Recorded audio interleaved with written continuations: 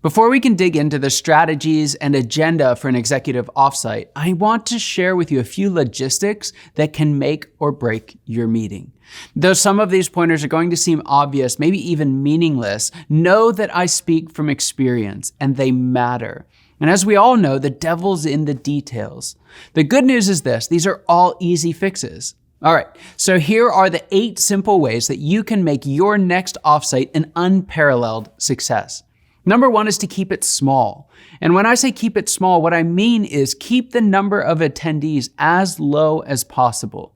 It's going to be easier to plan the event, to have rich conversations, and to have great debate. And it's going to be easier to make decisions. Don't let inclusiveness limit your effectiveness. Now, the second point that I want to make is that you will need to manage your energy and your team's energy as well.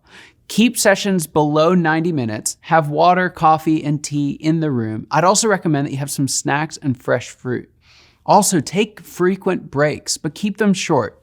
And keep the event at 3 days or less. Less is more. Remember, Parkinson's law says work expands to fill the time allotted. You'll probably start to see a drop in energy on day 3. All right, here's the third point. You've got to get away from your office. You can't meet in your office. It will not work. There's too many distractions. Your attention is going to get pulled away from the important issues that you and your team need to discuss. An offsite is not an offsite if it's an onsite. And that ties directly into the fourth point, that just because it's an offsite doesn't mean that it has to be far away or crazy expensive. When money was scarce or time was tight for us, we had lots of young families with kids that needed cared for. We rented an office at a local co-working space. It cost us a couple $100, but it was enough of a change of scenery to give us the space that we needed to focus. The fifth point that I want to make is that you should not feel pressure to entertain. Sure, sometimes it's a lot of fun to kick back together.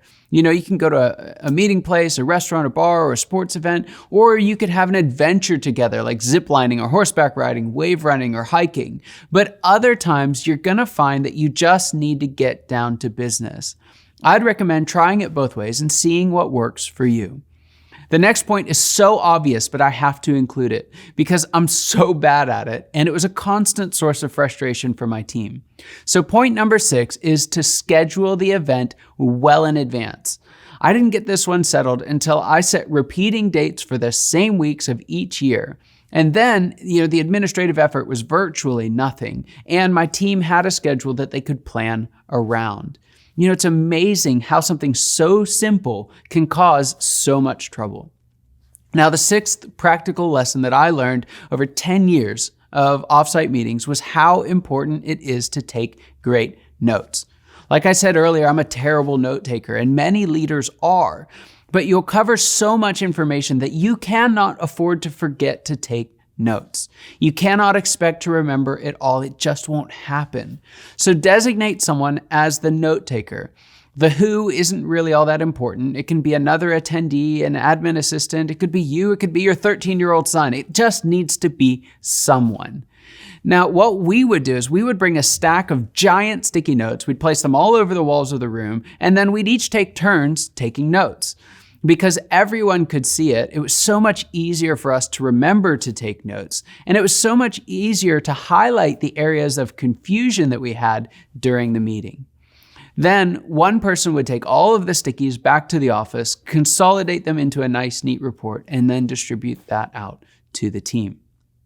We'll talk more about that report later in the series, but right now I want to jump to my 8th and final point, and it's a big one. It's so big that I'm actually going to spend several videos outlining how to do it right. And the point is this: you must have a clear agenda. Don't try to wing it. The goal of an offsite is to create clarity for your team, and winging it will either create confusion or it's going to send you clearly in the wrong direction, or both. So distribute an agenda ahead of time. Distribute the relevant data 2 weeks before the meeting. And I know this can be hard in a small organization, but it is so, so important. If you follow this advice, your decisions' quality and your ability to execute those decisions will increase dramatically. And I'll explain this one in more detail in just a moment. Now, if you've never had an offsite before, or if you've just always used the old make it up as we go approach, or if your meetings feel really boring and unproductive, then you're gonna wanna stay tuned for my next video. I'm gonna show you how to make day one of your offsite a day that will be so productive and so energizing that you and your team will never forget it.